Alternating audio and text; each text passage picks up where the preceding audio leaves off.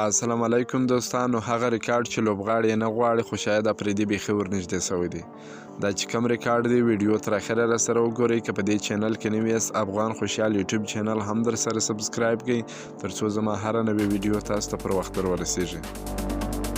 د پاکستان کرکټ ملي لوبډلې پخوانی کپتان آلراونډر شاهد افريدي چې په سږ کال پاکستان سوپر لیګ کې د ملتان سلطانزي په ګټه لوبیږي د یو خراب ریکارډ جوړولو څخه 2 قدمه وروسته دی. شاهد افريدي دغه ریکارډ ته وروسته له هغه نور هم ورنږدې سو چې د روانې فروری میاشتې په شلمه د پاکستان سوپر لیګ کې د اسلام آباد یونایټډ لوبډلې خلاف په خپله لومړۍ لوبه کې هم په 0 وسوځېده چې دا د نوموړي د شلاوریزه فارمټ کریر کې 28 ځله و چې په 0 آوټ سوی دی.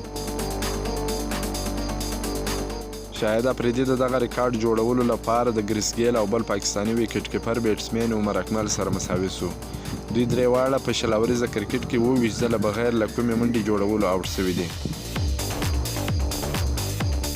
یاده دې وي چې په شلاوریزو لوبو کې د ډیرو صفرونو ریکارډ د پخواني ویسټ انډیزي اوپنر بیټسمین ډیوډ سمیت سره دی، کوم ریکارډ چې تمه د ژر به له یاده درو لوبغاړو د یو په نوم سي. دا و د شاهد افريدي په اړه معلومات. د کرکټ تازه معلوماتو لپاره زموږ سره اوسئ. که مو دا ویډیو خوښه سوي ویډیو در سره لایک کړئ. که په دې چینل کې نوي یاست افغان خوشحال یوټیوب چینل هم در سره سبسکرایب کړئ. تر بلې ویډیو پورې د الله په امان.